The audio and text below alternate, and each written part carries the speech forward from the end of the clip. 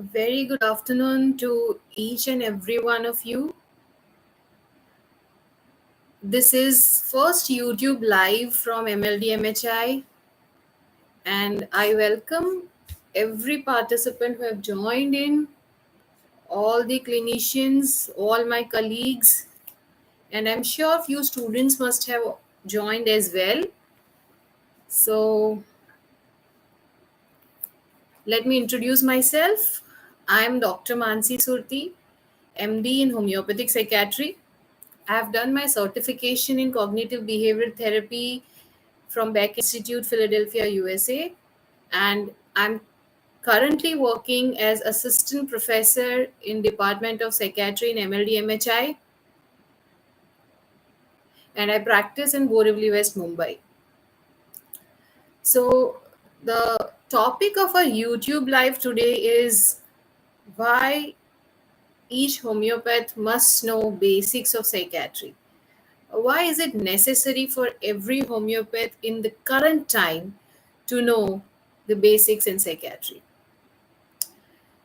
The topic vibrated a lot with us, especially in this current post COVID era, we can say, since what we've observed is that in most of our OPDs, and especially in the psychiatry OPD, we have found that all our patients or most of them have started complaining of some or the other complaints related to the mental sphere, coming up with an exacerbated expressions of anxiety, of anticipations, of lack of enthusiasm, inability to focus for long, and difficulty in having the alert state of mind.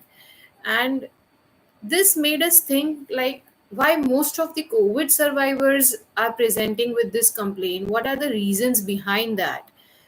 And that's how we thought to study this topic and come up with this YouTube live. So what we are going to cover in this YouTube live are the broad areas of the reasons why we find the psychiatric illness coming up most commonly in the COVID survivors. What are the reasons behind that? What are the etiological factors?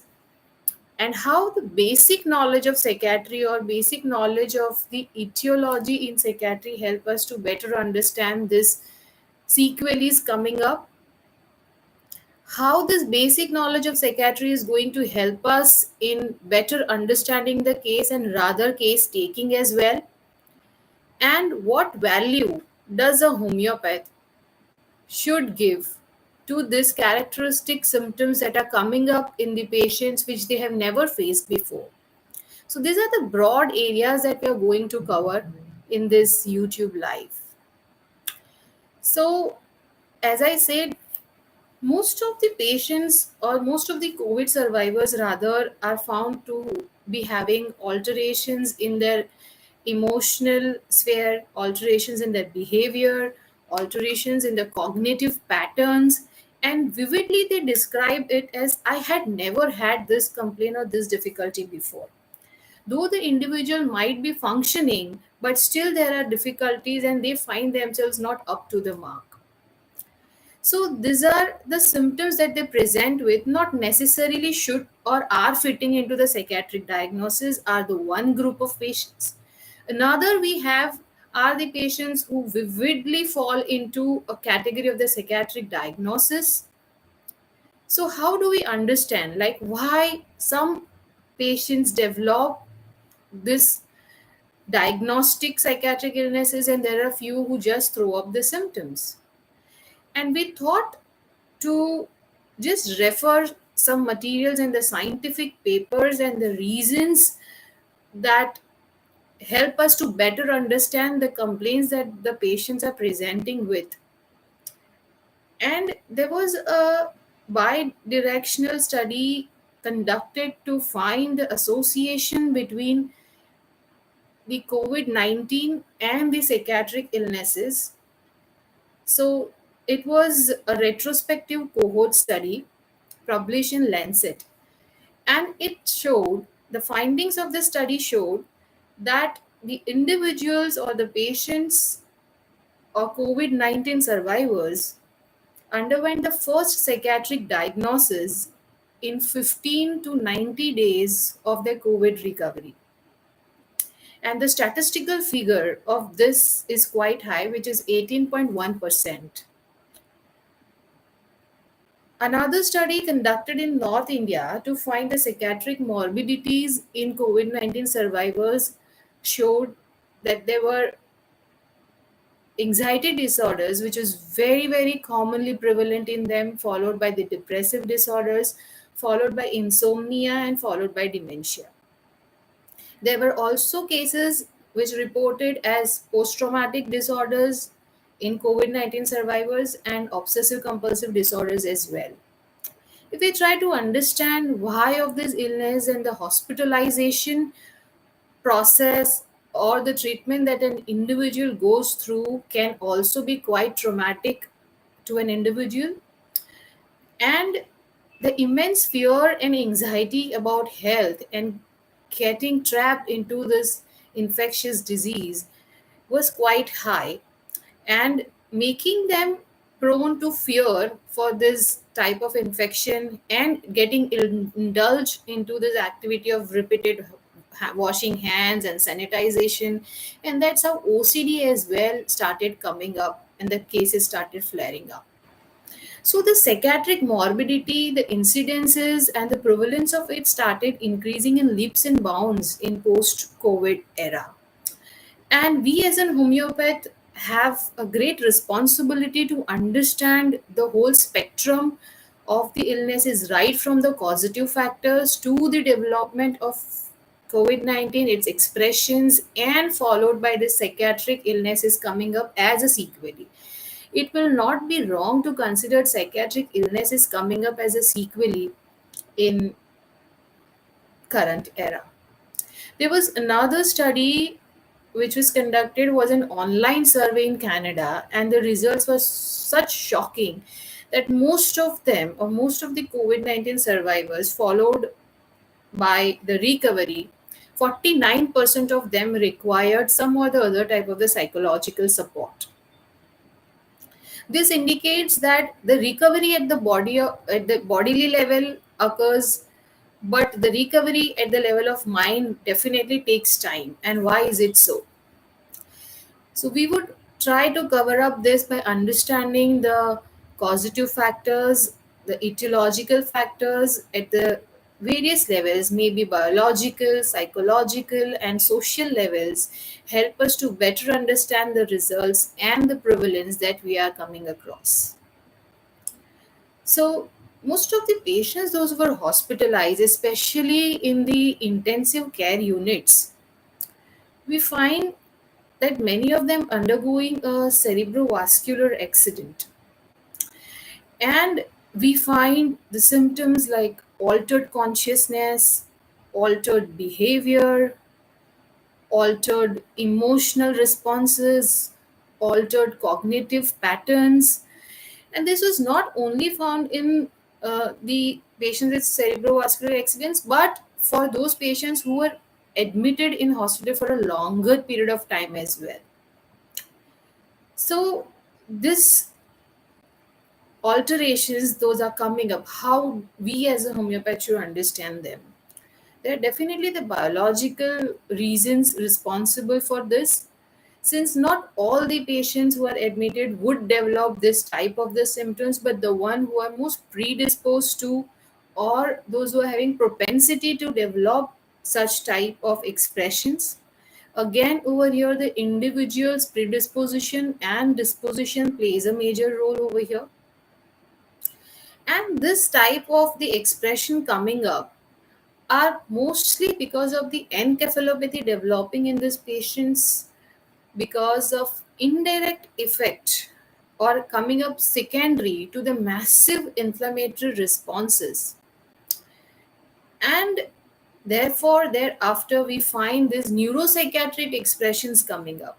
So, we as a homeopath have to cover up these neuropsychiatric and psychiatric comorbidities and the expressions coming up, which could be at the symptom level only and which could be fitting into the psychiatric diagnosis as well. So here we find the biological causes responsible and the individual's propensity. When we say to develop this type of an expression, we are trying to understand the person or the individual who are having a peculiar type of the fundamental load or the fundamental miasm playing a major role in developing this type of expressions.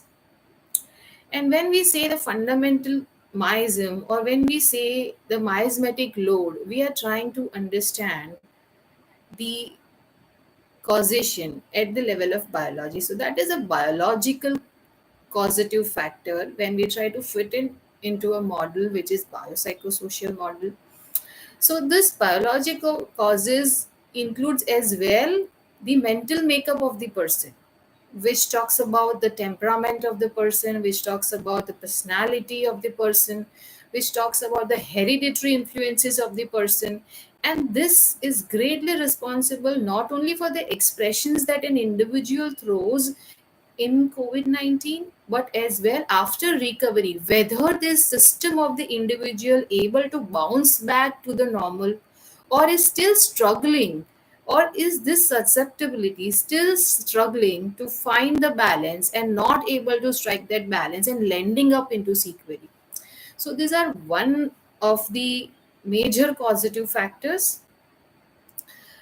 There are n number of psychosocial causative factors as well, which affect the people, that is of general population as well, and all those who are suffering from the mental illnesses as well, or in the COVID survivors as well, which if we try to list down, are there is immense fear of coming in contact with the infected individuals, this social distancing measures, this quarantining procedures, this isolation, and this has provoked the isolation anxiety as well. Individuals had to work from home, creating an immense work life imbalance. There were greater cases who came up with the financial anxiety, facing the economic strains. There were existential crises. Individuals are still trying to adapt and find their balance in current time as well, when we are almost at the end of the third wave. So still each and every individual is struggling and trying to find the balance with the adverse environmental situation. So the system of an individual is still under several stress factors which are at various levels, which are biological, which are psychological, and which are social. And all of us are very, very clearly aware of how disease develops, and that is a travel from a disposition to a diathesis to disease and to a sequelae. Fundamentals of homeopathy very clearly states that an individual has to strike the balance and has to maintain the harmony. And how does it occurs? It occurs when the susceptibility is in the healthy state and is able to strike the harmony within with the adverse environmental circumstances. And each individual tries to strike this balance and maintain this harmony, but there are limits to everything. And therefore a system, though trying to strike the balance, is not able to maintain it for a longer period of time, and the system starts throwing up the symptoms which are uneasiness, or which could be some symptoms of, as I mentioned, about anticipations of anxieties, of lack of enthusiasm, of lack of concentration, difficulty in focusing. These are just at the symptomatic level. An individual and the system still tries to strike the balance, but when it reaches a threshold, it is not able to persist, or it is not able to keep the immunity in the healthy state, and perhaps the disease develops. So here we see a travel from a disposition to a diathesis, throwing up some of the symptoms and not able to strike the balance, and the system falling prey to the disease. Similarly, there is a recovery from this juncture, but again, the system is still persisting or has to live in the adverse environmental circumstances and which are multifactorial in its origin and again falls a prey to the sequelae which comes up as a psychiatric illnesses. What we as a homeopath have to understand over here is the immensely important role played by the maintaining factors which are at the biological level, at the psychological level, and social level as well. So, understanding of the biopsychosocial model, which is a basic model of etiology in psychiatry, and its parallel understanding with the exciting causes, precipitating causes, maintaining causes in homeopathy, would better enable us to understand the reasons behind this increased prevalence of the mental illnesses coming up in post-COVID era. Now, this gives us a very, very clear idea about the individual vulnerability because it again boils down that not every individual or not every COVID survivor or not every individual in the general population goes through this type of the complaints. There are some particular dispositions, there are some particular predispositions, and the diathesis and the temperament which throws up this type of symptoms. So, individual vulnerability plays a extremely major role or provides the basic soil for these expressions to come up. There is one another model which is also known as a diathesis stress model, which better enable us to understand this individual vulnerability to develop this type of the mental illnesses or the psychiatric illnesses or such symptoms coming up post COVID era. An individual is born with a type of predispositions and the temperament which has more propensity or which has more likelihood to develop a particular type of illnesses, and that association is quite clear. And perhaps we have the diathesis in homeopathy which is like rheumatic diathesis or uric acid diathesis, lethemic diathesis. Similarly, there has to be the soil or there has to be the personality traits or types or the temperament which makes an individual susceptible to develop and throw up this type of the psychiatric illnesses or to throw up this type of symptoms.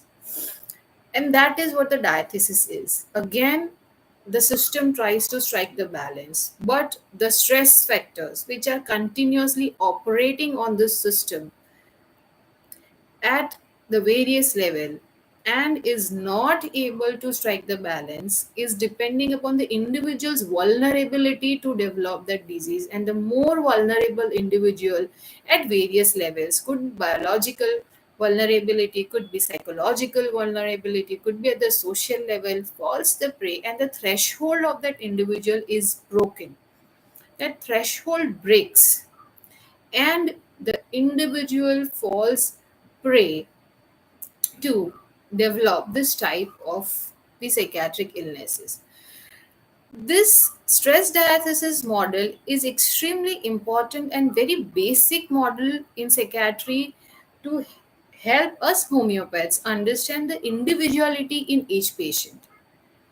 Since what an individual is coming up with, Dr. Kent has have always emphasized knowing the sick behind the sickness. So knowing the sick is about knowing the individual as a whole, knowing the vulnerabilities of this individual, knowing the physical and the mental makeup of this individual, knowing the constitution of this individual. So this individual vulnerability can be better understood by this stress diathesis model.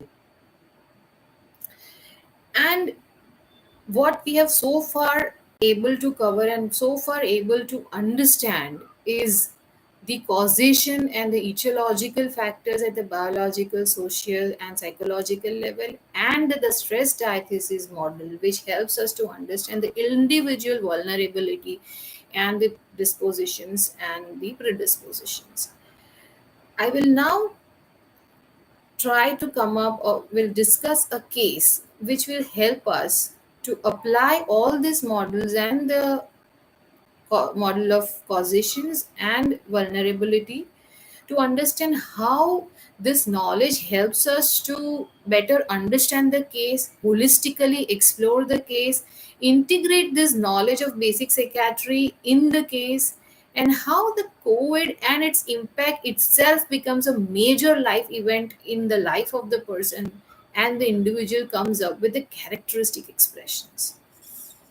So, this was a case of 47 years male patient who was a real estate agent, and he came in OPD with complaints of preoccupied with the thoughts of what if I get COVID again. So he was a COVID survivor, and let me tell you, friends, that he was home quarantine. He didn't require hospitalization at all, and it was an uneventful recovery from COVID 19 for him.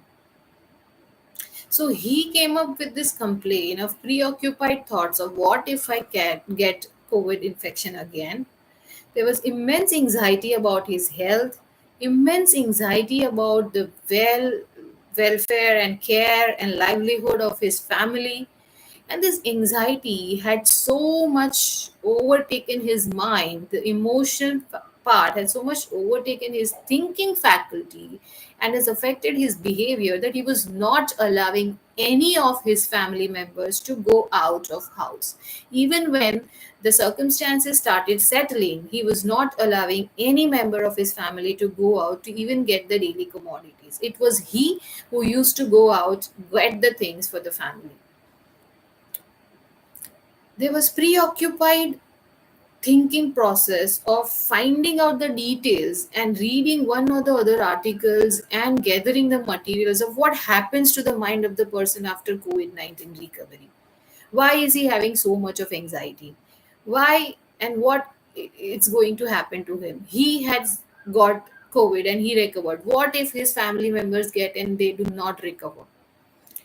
So this and while he was in the recovery of this COVID, he didn't had any symptoms of anxiety. He was fit and fine, and he was able to recover from the all entire illness without any of the mental disturbances. It was post recovery that he started getting into this state. There, he as well complained of lack of concentration, lack of focus, and lack of confidence in himself. He was finding it extremely difficult to make a deal in his profession, or he was indecisive and he was not able to decide whether to go for it or not. These were the difficulties that he was facing at the level in his daily functions. Post this, he has changed his life to such an extent that he became a fitness freak, and he started having all organic foods. He started scheduling his day and used to start a day with yoga, with meditation, with relaxation exercises, and he did everything which makes an individual to really live a very healthy life. But still his mind was preoccupied with these difficulties and he was unable to come out of it. So these are the expression and these are the complaints that he came up with. And he clearly told the doctor, I was not having any of these complaints before. I was the individual who was very, very confident. Rather, before he got COVID, he was the one who was helping people in the neighborhood, was helping them to take them to the hospitals, who was helping people even in the community, was doing a social work, and he has his name recognized in the community for the help that he provided to people. And he was the one who earned a handsome amount and was responsible and was considered as a person who uplifted his family. So this was the person. So we see the striking difference in the behavior of this person, in the emotions of this person, and even in the thinking patterns of this person before he got COVID and after recovery of COVID. Now, as we talked a lot about the disposition and predisposition of this individual and biological causes and all, so family history of this individual had a history of hypertension in mother, and father had diabetes, and he had past history of renal calculi. So now coming up, like biological causes as well includes the temperament of the person, the personality of the person. So here we come to the individual vulnerability of the person, and which is he was a one who was extremely irritable type of person. Least contradiction used to aggravate him, and it was to an extent that if wife contradicts him, then he used to beat her. He describes that even his parents has to ask before making any decision. Nothing goes surpassing, and nothing goes except his involvement. Everything has he has to be the final verdict. It has to pass through him. And his kids used to demand things or talk to mother, and mother used to talk to him. So he had this type of terror, if I'm not wrong to say, in the house. So he was this type of an aggressive person who enjoyed this type of the power positions, and who very well recovered from the illness as well, but now falling prey into these type of the mental complaints.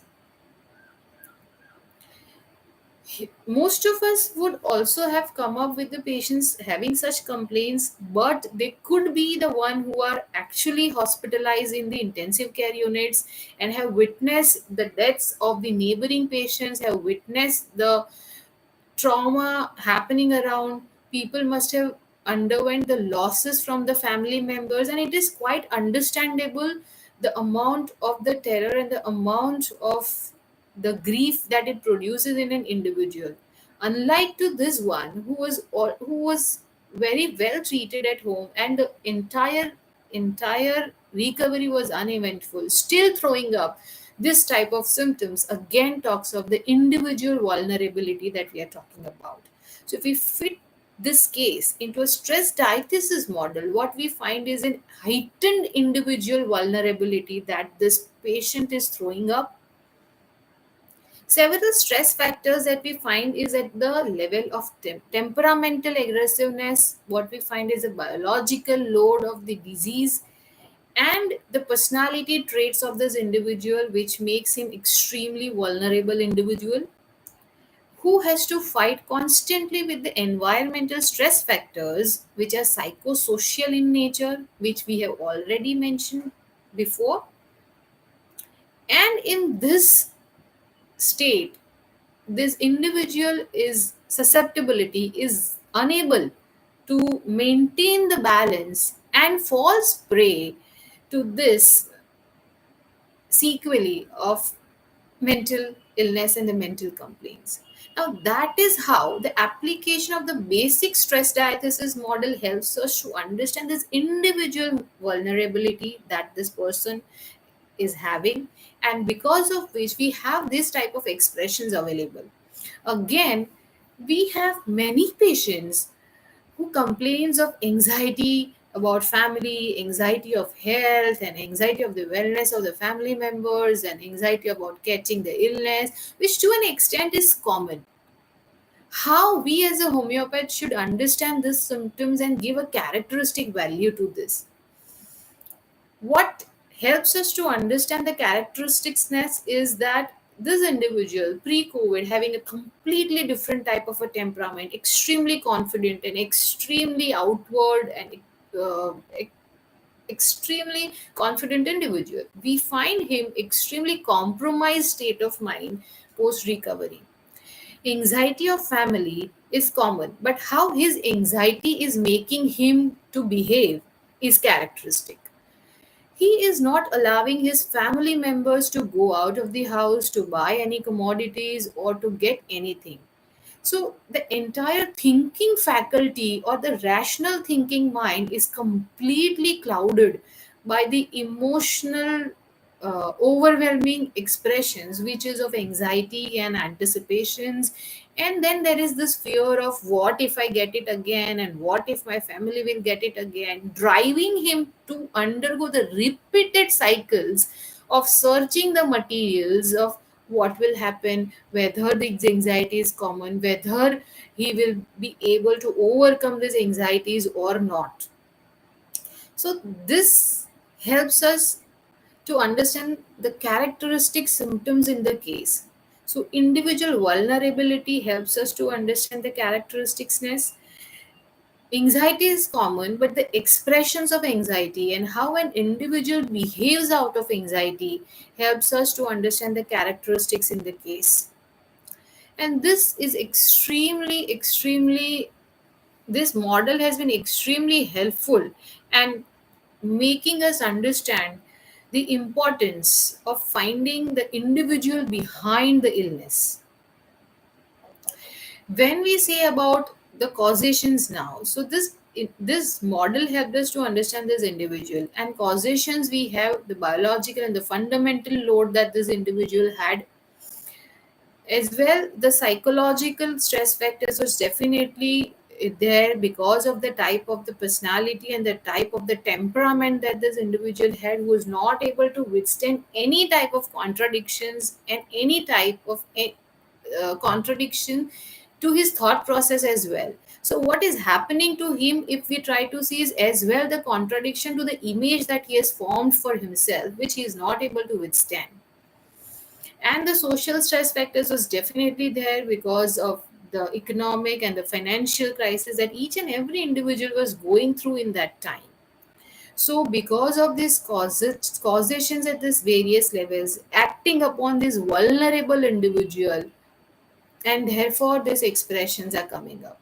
So everything again boils down to the disposition and predisposition of the person. And there, here as well, we see the travel of an individual from disposition to diathesis to disease and to sequelae. So understanding the basics of psychiatry therefore enables us to understand how to explore the entire event. And if we are aware to explore and understand the causes at the level of biology, at the level of psychological level and social level, will enable us to understand the multiple factors acting on the individual. And this as well helps us to in the case exploration. Had in this case the detail about the type of the hospitalization that an individual goes through, the type of uh, trauma that he had been to, the status of the family members, makes an immense importance and carries a great importance, since it helps us to understand that whether the circumstances have been so much traumatic, or it is an individual's vulnerability which makes him to perceive the scenario or situation in a traumatic way. And when the case taking or the exploration goes in this fashion and in this manner, then the basic knowledges are extremely helpful to explore the entire illness of COVID and the entire spectrum of his recovery till the current time will definitely help us to understand how the individual had been and who is sick behind the sickness. And therefore the basics of homeopathy and the basics of psychiatry goes hand in hand, and the basic knowledge always helps to explore the case in very detailed way. And a well taken case is half cure, therefore stands true.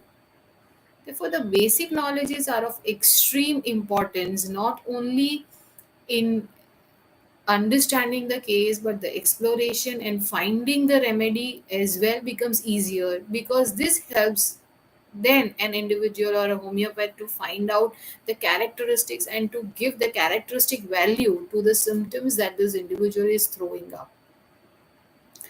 It is of extreme importance to find out and to give the characteristic meanings. At times, the details are available to us because each and every patient comes up with the complaint of anxiety, comes up with the complaint of disturbed sleep, but not necessarily that we are able to identify the characteristic value in it. Sometimes the individuality is also about the patient is not bothered about himself, but he is much bothered about others. And in anxiety, how is he throwing up in expressions? So now, since we have talked about a case of a COVID survivor, we have another case we can discuss about of a kid of 10 years old kid who didn't get who was not who didn't had COVID, but watching up the news repeatedly in the news channel about the number of deaths and the funerals and the number of cases increasing affected him so much that his behavior started changing. He started becoming extremely quiet. He was not communicating, and whenever there used to be when the is to be news are going on, he used to move to another room. He started having disturbed sleep. This child used to find difficult to fall asleep, and in 2 days he started with fever. This was a case of a relative, we can say. So this child was never like this, and again, there is no wonder that each house had the television on and the news were going on in each and every house. But why did only this child had this type of expression? Again, it talks of the individual vulnerability. Again, there was fear in this child, and there were anxiety as well. And repeated, he was asking questions to mother that you are going out to buy the things, and what if you get infected? He had an anxiety where he was restless, he was finding it difficult to fall asleep, and out of this anxiety and fear, this child developed fever. Again, this talks of the peculiarity of an individual who is developing expression which are characteristic since it is individualistic to this child. Again, it talks about the susceptibility and the sensitivity of this child who developed the symptoms from something which everyone is watching news, but only this child underwent and found it difficult to overcome it. His system found it difficult to strike the balance. So it again boils down to the disposition of an individual. Anxieties is common, anticipations are common, but how is that anxiety getting represented? Is it anxiety with fever? Is it anxiety with restlessness? Is it anxiety with uh, to an extent that is restricting the other members to go out? Or is it an overwhelming anxiety that he is not able to function, or there is a fear component coming up, or along with this anxiety is the individual coming up with the depressive symptoms and the feeling of worthlessness, or is this anxiety related to finance, or is it the existential crisis, or this anxiety is about future? So how and what component an individual throws up as an expression is extremely characteristic and is of great importance for the homeopath. So this basic knowledge of psychiatry, of biopsychosocial model, of the stress diathesis model, to know the individual vulnerability helps us to a great extent to explore the case in case taking and in prescriptions as well. Knowingly, I'm not going into the detail of the remedies prescribed because that is not at all our goal or objective of this life. But how the basic knowledges are extremely important for each psychiatrist, or sorry, for each homeopath to know and to apply it in practice is something that we need to upgrade ourselves to. If anyone of you who is watching, who are watching me live, have any questions, then you can just let me know. You can type because we are almost at the end of this YouTube live. I hope this was something that was interesting for you to listen. If it is so, kindly let me know in the comment how you have found it. Was it meaningful or not, or was it something that helped you to revisit the basics? Can I have some responses in the chat? Or if at all there are some questions, do let me know. Meanwhile, I will just type my email ID. If there is any further details or any queries that you would like to know from me, kindly let me know. I'm just typing my email ID.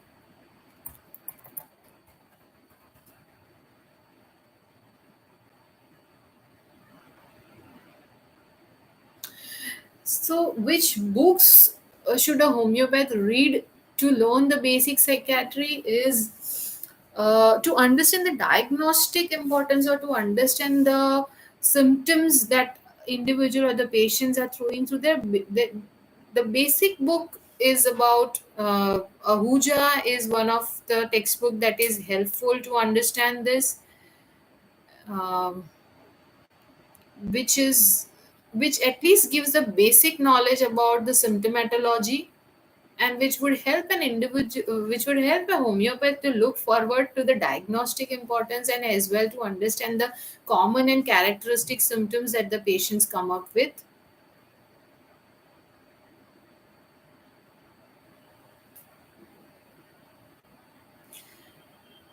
uh, Dr. Ganesh is asking, what are the basic traits observed or to start with or look for in the patients?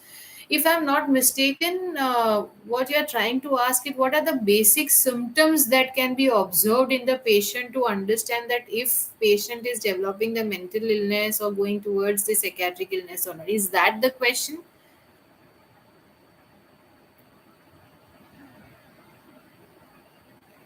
So basic symptoms that the patient tells is about the distress. They very clearly are able to describe that they are finding themselves not 100% as they were before. They are not as confident as they were before. Their sleep is disturbed, or they are not finding it. The daily life is not easier for them as it was before. There is indecisiveness and they find it difficult. These are some or the other struggles at the mental level that the patient describes. And when you come across this type of the struggles, you have to explore it, and then you have to explore the whole event, as I mentioned, because the era in which we are right now, post COVID times, the COVID has affected every individual in one or the other way. Even if they are diagnosed with COVID, they had COVID or not, but it has affected individual in some or the other way, and that needs to be explored through and through. And how each individual have reacted to it, how they have tried to adapt to these adverse circumstances, how and what coping skills that they have used, and how and in what way they tried to find the balance. So exploration of this and the chronology of writing the symptoms, like this uneasiness is there since how long, what was the first symptom that came up, whether it was indecisiveness, whether it was anxiety, or whether it was financial anxiety, or whether there was some financial loss that they faced, and how the things began. So the chronology of writing and noting down the complaints is extremely important for every homeopath to know what is individual in this patient, and what is it that is troubling this patient, and why is it occurring in this patient. I hope the question is answered, Dr. Ganesh.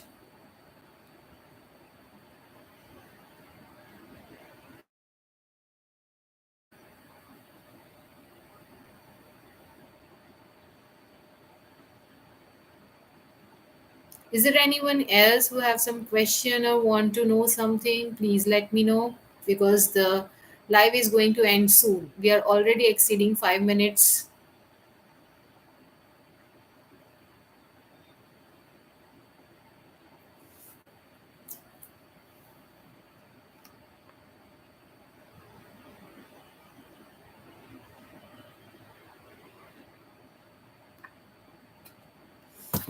As well, I would like to add that to understand this individual disposition predispositions is very well explained in the principles and practice, which is in extremely simple language. Anyone, any homeopath can understand the role that is played by disposition, the diathesis and predisposition. And then this basic knowledge about the diathesis stress model that we discussed, you will be very easily able to uh, apply, and that will help you to better understand the correlation that this knowledge of basic psychiatry helps. Someone is asking me the put the name of the book mentioned once again. Sure, I can. I'll just write the name of the book, and the author's name is Dr. Neeraj Ahuja. A short textbook of psychiatry by Neeraj Ahuja. So this book is to understand the symptomatology. This book does not cover the models that I've discussed in the life, but this book will definitely help you to understand the symptoms of various illness and the expressions of the various illness.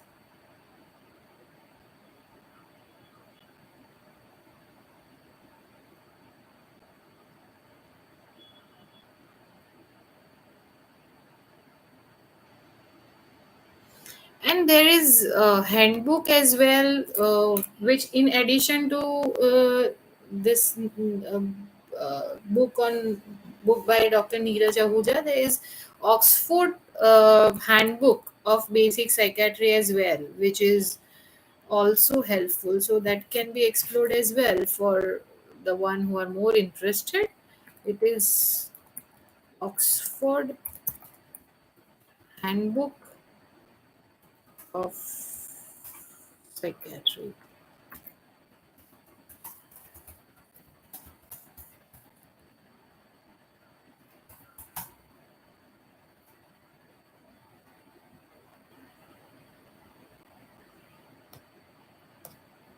Okay.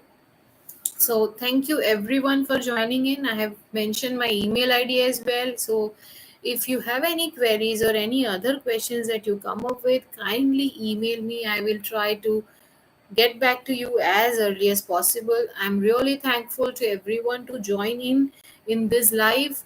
Thank you so much for your support, and thank you so much for being with me throughout. And thank you once again. Thank you, MLDMHI, for giving me this opportunity. Thank you, each one of you. I hope this session was helpful to all of you in some way. I'm ending my stream now. Thank you.